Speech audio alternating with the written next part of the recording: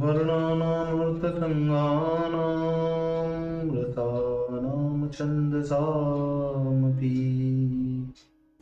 मङ्गलानां च कर्तारो वन्दे वाणी विनायको नारायणं नमस्कृत्य नरं चैव नरोत्तमं देवीं सरस्वतीं व्यासं ततो जयमुदीरयेत्। गुरुर्ब्रह्मा गुरुर्विष्णु गुरुर्देवो महेश्वर गुरुर्साक्षात् परब्रह्म तस्मै श्री गुरुवे नमः।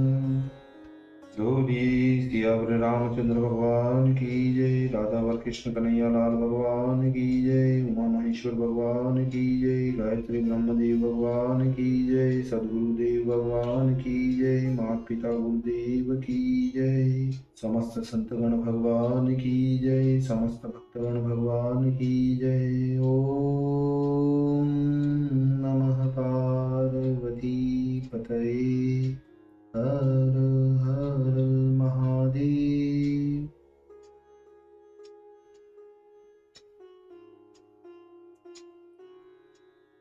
तो मित्रों और आप सभी श्रीमद् भागवत कथा के रसिक जनों, श्रोतागण, अब तक हमने श्रीमद् भागवत कथा की क्रमबद्ध रूप से कथा को श्रवण करते आ रहे हैं, कीर्तन करते आ रहे हैं, भजन करते आ रहे हैं, मनन करते आ रहे हैं। अब हम उसी क्रम में श्रीमद् भागवत कथा के सप्तम स्कंद के दूसरे अध्याय की ओर कथा को अग्रसर करते हैं। आप सभी श्रेष्ठ श्रोतागण, रसिक जन भगवान श्री राधा वल्लभ कृष्ण कन्हैया लाल के श्री चरणों में दृढ़ भक्ति रखते हुए कथा का श्रवण करें, पठन करें, मनन करें, कीर्तन करें, भजन करें। बोलिए श्री राधा और कृष्ण कन्हैया लाल भगवान की जय। तो कहते हैं कि इस द्वितीय अध्याय में असुर कियो हरिद्रोह, प्राता को सुत दीक कर उपजो मन में मोह, उपजो मन में मोह।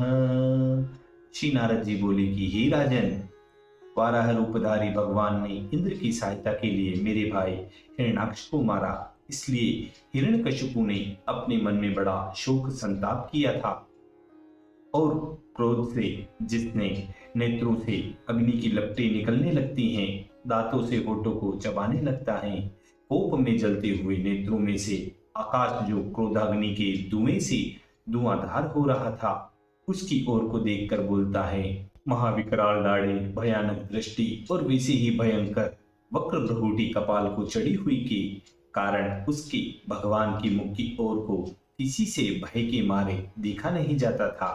इस प्रकार क्रोध में भरा हुआ शूल को उठाकर सभा में आकर दैत्यों से ललकार कर बोला कि हे दानवों, हे दैत्यों, हे निर्बुद्धो, हे त्रयक्ष, हे शंबर, हे शतबाहु, हे हयग्रीव, हे नमुचे, हे पाक, हे इलवल, हे विप्रचिते, हे पुलोमन, हे शुकनादिकों, मेरा वचन सुनो और जो मैं कहूं शीघ्र करो, विलंब मत करो। देखो भाई, ये विष्णु भगवान सबको समान मानते हैं, परंतु मेरे शुद्र शत्रु देवताओं ने उनकी बहुत टहल टोकरी करके अपना पक्षपाती बनाया है। तब उसने महानीच शुकर का रूप धर करके कपट से मेरे भाई हिरण्याक्ष को मार डाला और मुझे से भी शत्रुता ठानी है और अपने सुंदर समदर्शी स्वभाव को छोड़कर माया से निर्दयी बारह रूप धारण किया और जो उसको भजते हैं उनको वह भी भजता है। बालक के सदृश उसका मन चंचल है। जब तक उस निर्दयी वनवासी शुकर वपुधारी की गर्दन में अपने त्रिशूल से निर्मूल कर बहुत से उसके रुधिर से अपने रुधिर प्रिय भ्राता को तर्पण करके तृप्त न कर लूंगा, तब तक मेरा मन सब व्यथाओं से निश्चिंत नहीं होगा और सब संताप और परिताप नहीं मिटेगा। जब वह महाकपटी विष्णु नष्ट हो जाएगा तो जैसे वनस्पति का मूल कटने से उसकी शाखा आप से आप सूख जाती है, ऐसे ही विष्णु जिनके प्राण वह देवता भी आप से आप नष्ट हो जाएंगे, क्योंकि इनका जीवन मूल विष्णु ही है। जब तक मैं उसके मारने का उपाय करूं, तब तक तुम ब्राह्मण और क्षत्रिय जिस पृथ्वी पर बहुत बढ़ गए हैं, उस पृथ्वी पर जाकर तब जब यज्ञ, वेद पाठ, व्रत और दान करने वालों का वध कर दो, क्योंकि यज्ञ रूप धर्म और ब्राह्मणों की क्रिया विष्णु का मूल है, और देवता, ऋषि, पितृ, भूत और धर्म इनका परायण विष्णु ही हैं। और जहां जहां ब्राह्मण, गो, वेद, वर्णाश्रम धर्म की कर्ता और कर्मकांडी हो, उन देशों में आग लगा दो और सबको मार डालो, क्योंकि वे लोग मुझको कुछ नहीं समझते और विष्णु का पूजन करते हैं, इसलिए उन सबको मारना ही उचित है। उसी समय अपने नाथ की आज्ञा सिर पर धारण करके हिरण्यकशिपु से आदर सत्कार पाकर प्रजा का विध्वंस करना, जिनको अत्यंत प्रिय था, वह सब दानव दैत्य प्रजा का विध्वंस करने लगे। और पूर्व ग्राम, व्रज, उद्यान, क्षेत्र, वाटिका, आश्रम, खान, किसानों के निवास स्थल, पर्वत की कंदरा, उसके नीचे के स्थान, घोष और राजधानी इत्यादि सब में उन्होंने आग लगा दी। और कोई कोई दैत्य कुदालों से सेतु, प्राकार, गोपुर, द्वारों को तोड़ने लगे। कोई कोई फरसे हाथ में ले लेकर उन वृक्षों को काटने लगे कि जिन वृक्षों से आजीविका का हो, अर्थात आम, जामुन, कदली, नाशपाती इत्यादि फल मिलते थे। कोई कोई जलती हुई लकड़ियां हाथ में लिए प्रजागणों के घरों को ठोक ठोक कर जलाने लगे। वे ही राक्षस कलयुग में मनुष्य जन्म धारण करके सब वैदिक धर्मों की निंदा करेंगे। दैत्येंद्र के भृत्यों ने जब संसार में इस प्रकार का उपद्रव मचाया, तो देवता लोग अलक्षित होकर स्वर्ग को त्याग भूमि में पर्यटन करने लगे, और हिरण्यकशिपु ने भाई के मारने से महादुखी होकर उसकी दाहादिक क्रिया कर तिलांजलि देकर भाई के पुत्रों का सांत्वना दिया। और इस बात पर एक यहाँ पर दृष्टांत आता है। दृष्टांत इस प्रकार है कि एक वेश्य ने अपनी कुलवर्तनी स्त्री की सांत्वना की। थोड़े दिन पीछे उस वेश्य के एक कन्या उत्पन्न हुई। तब उस वेश्य ने बड़े प्यार से उसका नाम दुनमिता रखा। समय पाकर देवयोग से वह कन्या मर गई। तब उस वेश्य की स्त्री सिर पीट पीट कर अत्यंत विलाप करने लगती है। हाय दुनमिता, हाय दुनमिता, तू मेरे अकेली छोड़कर कहाँ चली गई? अब मेरे दिन कैसे कटेंगे? तब वेश्य ने अपनी स्त्री के विलाप कलापों को सुनकर कहा, हे प्रिय, हे भार्या, रो मत, हम तुम जीते हैं तो बहुत तेरी दुन्मति हो जाएगी। ऐसा कहकर उस वेश्य ने फिर अपनी स्त्री को सांत्वना दिया। इस प्रकार यहाँ पर दृष्टांत होता है। तो अब आगे कथा में कहते हैं कि फिर शकुनी, शंबरासुर, दृष्ट, भूत संतापन, वृक, कालनाभ, महानाभ, हरिशमशु और उत्कच नाम के असुर, भ्रातज और उनकी माता रुषा भानु और अपनी माता दीति को समझा बुझाकर देश काल का जानने वाला सब असुरों का अधिष्ठाता यह कहने लगता है। हिरण्यकशिपु बोला कि हे जननी, हे वधू, हे पुत्रों, उस बलशाली महावीर का शोक मत करो, क्योंकि जिस वीर का शत्रु के सन्मुख मरण हो जाता है वह न करने योग्य है। इस बात को हम बहुत अच्छा समझते हैं। हे सुव्रते, भूतों का जो इस संसार में संबंध है वह ऐसा है तो कर्मों द्वारा एकत्रित हो जाते हैं और अपने कर्मों से ही बिछुड़ जाते हैं। इस संसार में संग ऐसा है जैसा प्याऊ पर पानी पीने के लिए एकत्रित हो जाते हैं और पानी पी पी कर सब अपने अपने मार्ग को चले जाते हैं। देखो, इस आत्मा का कभी नाश नहीं होता। यह अनेक योनियों में निवास करता है और देहादिक से भिन्न है, इसलिए इसको किसी प्रकार का भय नहीं, क्योंकि यह तो सदा शुद्ध, अविनाशी, अव्यय, सर्वगत, सबका आत्मा, परे से परे जो परमात्मा है उसकी माया करके गुणों का त्याग कर सबके आत्माओं के स्वरूप को धारण करता है। जैसे कोई पुरुष जल में नौका पर बैठकर चले तो उसको नदी के तट के सब वृक्ष चलते हुए दिखाई देते हैं।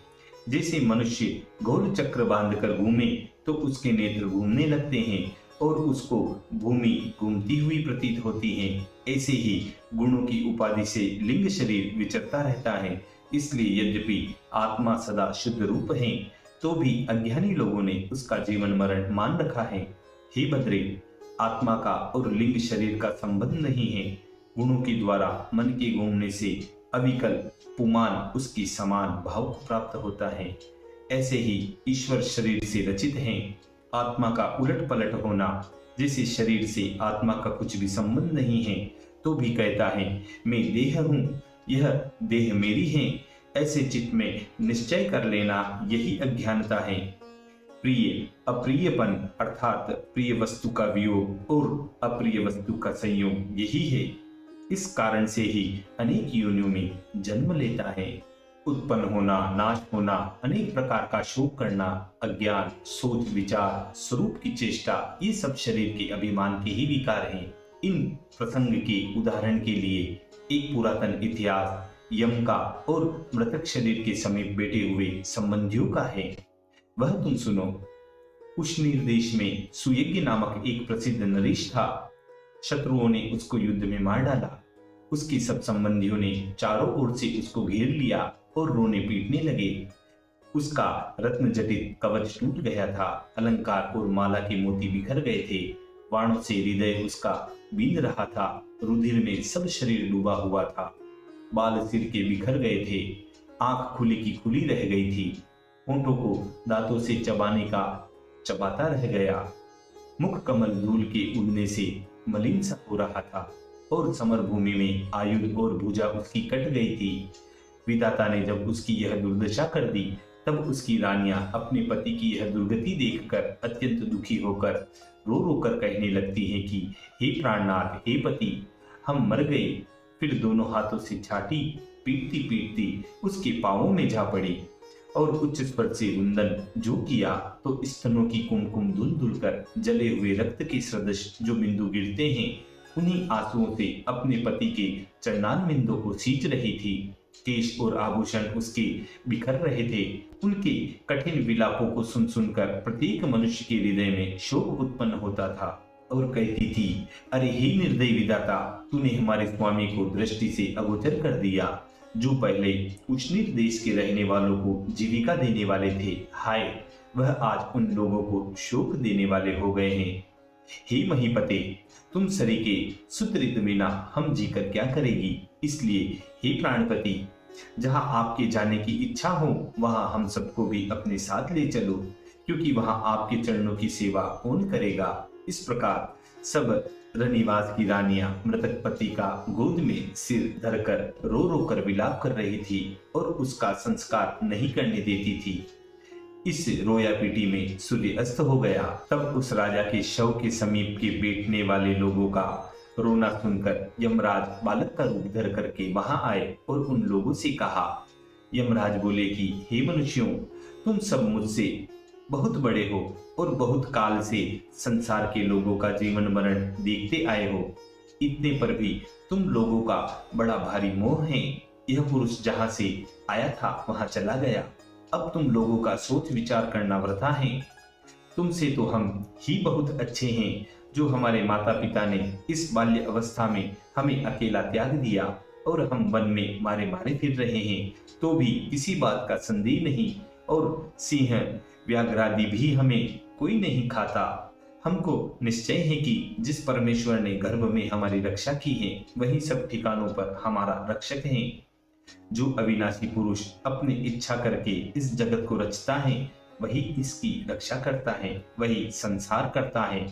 हे स्त्रियों, यह सब चराचर जीवात्मक संसार उस परमात्मा का खिलौना है, इसलिए सबका मारने और जिलाने वाला प्रभु ईश्वर ही है। देखिए, यहाँ पर एक शंका भी आती है कि प्राणी दुखी हो चाहे सुखी हो, परंतु तीन लोकों में प्राणियों को सुख होने के लिए मुनि लोग उपदेश किया करते थे, ऐसा शास्त्र में सुना है। परंतु यमराज ने किसी को उपदेश नहीं किया, ऐसा भी सुना है। यमराज ने सुयज्ञ की स्त्रियों को उपदेश क्यों किया?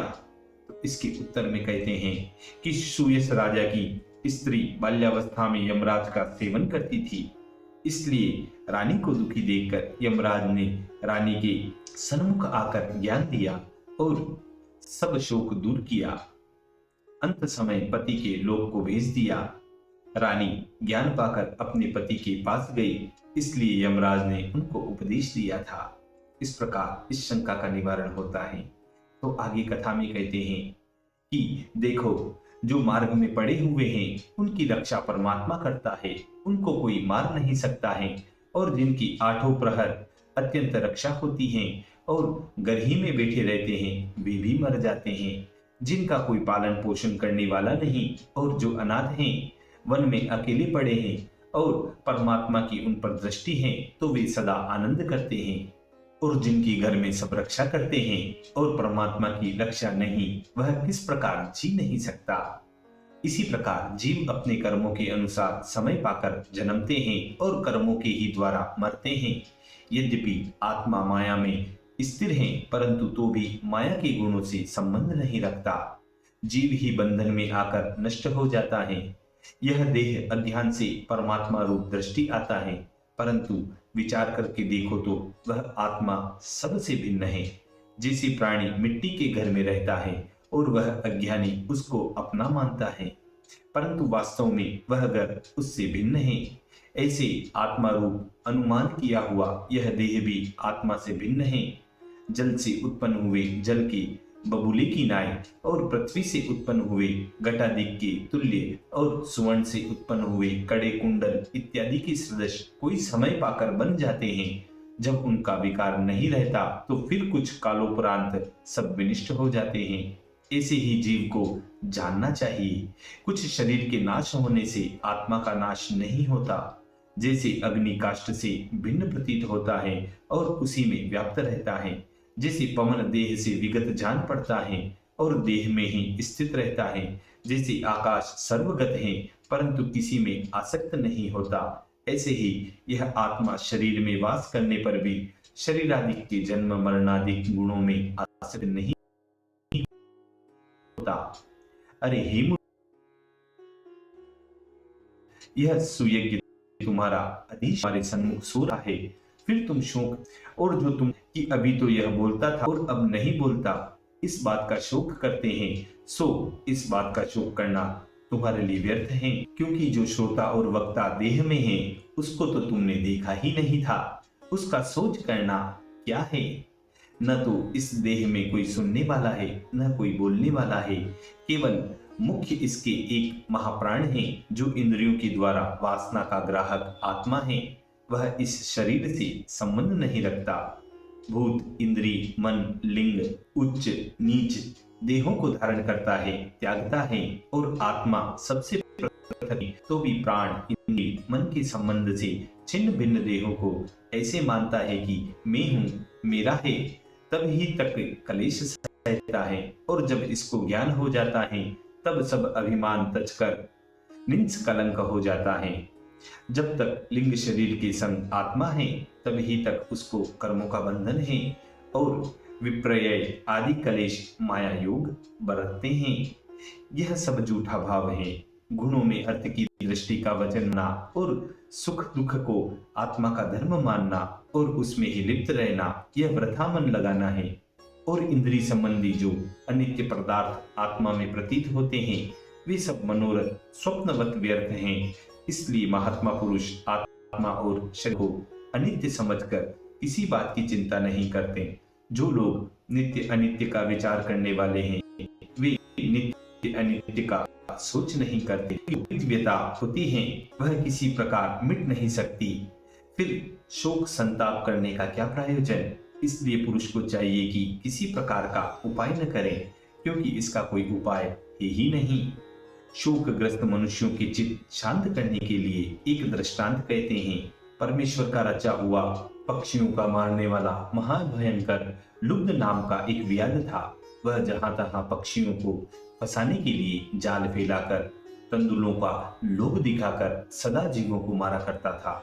एक दिन उसने एक कुलिंजल पक्षी का जोड़ा वन में विचरता हुआ देखा और उसकी कुलिंजनी को लुब्धक ने उसी समय लुभा लिया। काल विवश वह कुलिंजनी उसके जाल में फंस गई। उसको फंसी देखकर वह कुलिंजन अत्यंत व्याकुल हुआ और अनेक प्रकार के विलाप करने लगा।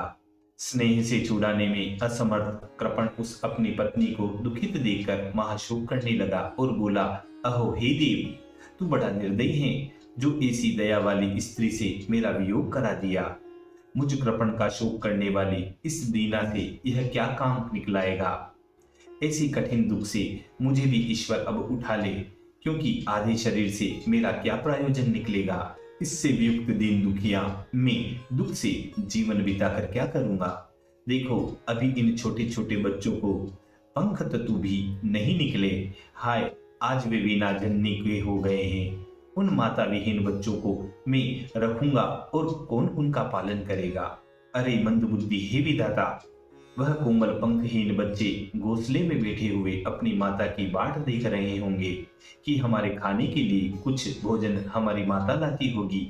वे अपनी जननी का मरण सुनकर क्या करेंगे और कैसे धैर्य धरेंगे, और मैं बिना प्राण प्यारी के कैसे जीऊंगा। हाय, आज मेरा सब गृहस्थाश्रम नष्ट हो गया।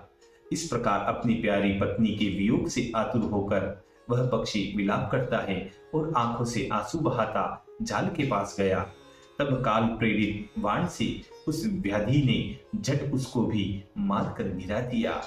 तब काल प्रेरित बाण से उस बधिक ने जो व्याध था उसने झट उसको भी मार कर गिरा दिया। अरे हे मूर्खो, ऐसे ही तुम्हारी भी मृत्यु होगी। इस देह का क्या विचार करते हो। ज्ञानी बनो। इसका 100 वर्ष शोक करने से भी उसको तुम नहीं पा सकोगे। हिरण्यकशिपु बोला कि यह बात बालक की सुनकर सब स्त्री पुरुष अत्यंत विस्मित हुए और सब जाति के मनुष्यों ने तथा राज महर्षियों ने माना कि सब संबंध मिथ्या हैं। इतनी कथा कहकर यमराज तो वहां से अंतर्ध्यान हो गए और सुयज्ञ के सजातीय सब मिलकर उस मृतक का संस्कार करने लगे। इसलिए हे जननी, तुम भी शोक मत करो। आत्मा सबसे परे है, अपना पराया कोई नहीं है। ये सब अज्ञानपन की भूल है। यहाँ अपना कौन है और पराया कौन है, तुम कौन हो और दूसरा कौन है। ये सब अज्ञानता से अपने व पराय मान रखे हैं। जो तत्वदर्शी ज्ञानी पुरुष हैं वे ज्ञान से अज्ञान का दर्शन करते हैं। श्री नारद जी बोले कि इस प्रकार पुत्र वधु सहित दीति दैत्यपति का यह वाक्य सुनकर शोक संताप को क्षण भर में त्याग कर अपना मन परमेश्वर के ध्यान में लगा दिया और यह समझा कि वह सब राम सब में रम रहा है।